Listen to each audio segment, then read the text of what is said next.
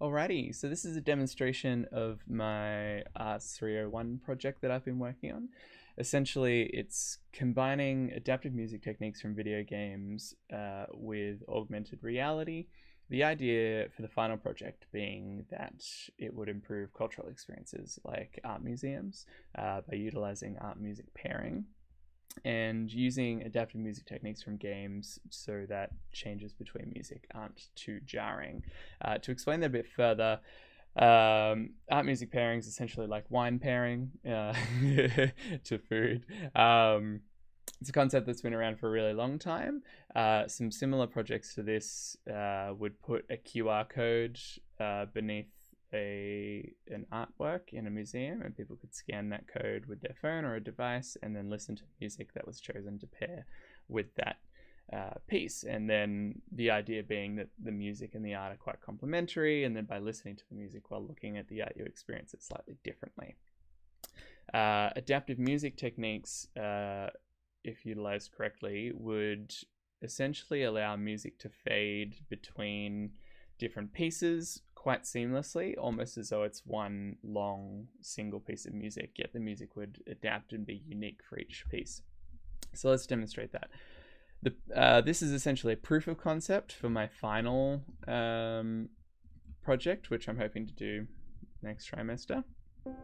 So what I've done here is I've created a Unity environment where I've got four pieces of music from, four art pieces from a good friend of mine, Jody, and I've written music for each one. So as you can already hear, there's a middle C tone just being played repeatedly. That's the room tone, the idea being that the pieces in a room in a museum all have a similar theme. So in theory, if we're trying to get that one seamless piece of music, in this proof of concept, each piece is built off that middle C.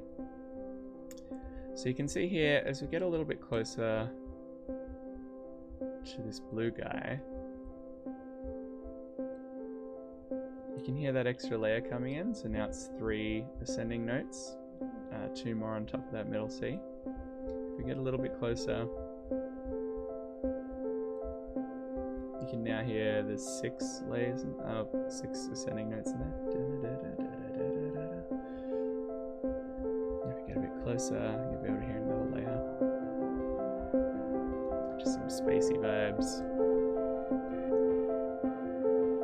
As we get even closer, you'll hear a melodic element come in.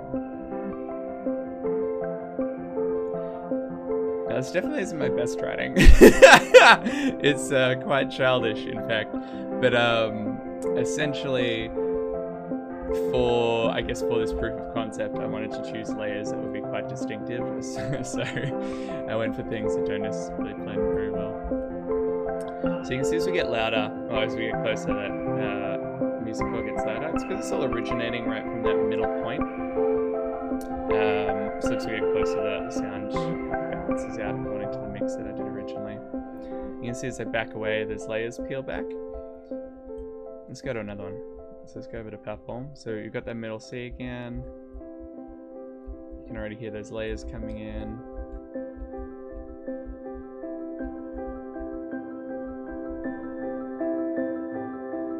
So that spacey bit, the melody should be about here. There you go. So you can probably already tell what I've kind of done is I've put the more complex, especially rhythmically complex layers closer to the pieces. That's essentially to avoid dodgy overlap. So say if I come out here, I'm basically in the middle, and you can just kind of hear the first layer of the orange painting and the first layer of the purple painting at the same time. That's okay.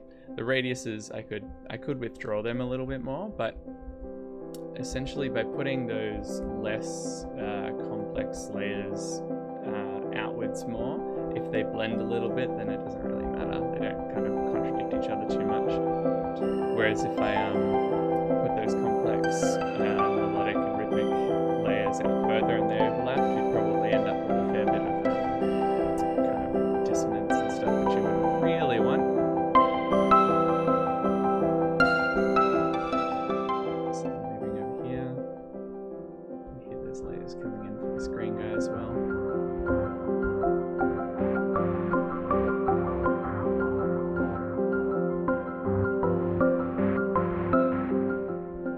So just kind of demonstrate that I haven't just written the music this way. I'll just kind of do a run around. It also helps to kind of demonstrate, I guess, the way the fade in and outs work. I think the fade-ins are quite smooth. I think something I would improve for the future project would be those fade-outs. That one worked quite well. Sometimes those melodies during the fade-out can seem quite jarring still. But as you can see here, as I walk around, it still feels like the one song that's just evolving and changing as you go. And that would be the idea, is that if you're in an actual art museum, it wouldn't matter how long you spent staring at one piece. It wouldn't matter how quickly you walked around and viewed them all. You would kind of experience a song for that room.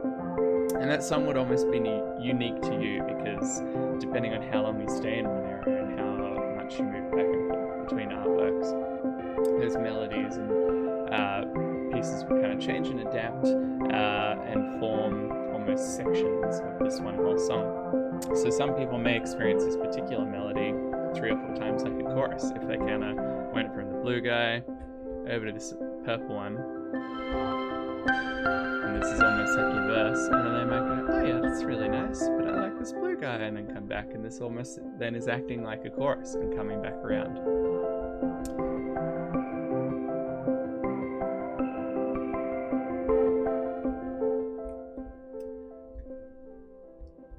So there you go. This is my proof of concept, which I created. The next stage is to attempt, attempt being the key word, to move this along to the next stage, which will be to try to get some positional tracking in real life and see if we can't get some audio to change based on if I'm wearing headphones and I walk over here, then fading in some music just as I was walking towards this fella over here. And moving back. So let's see how it goes. I hope you enjoyed that.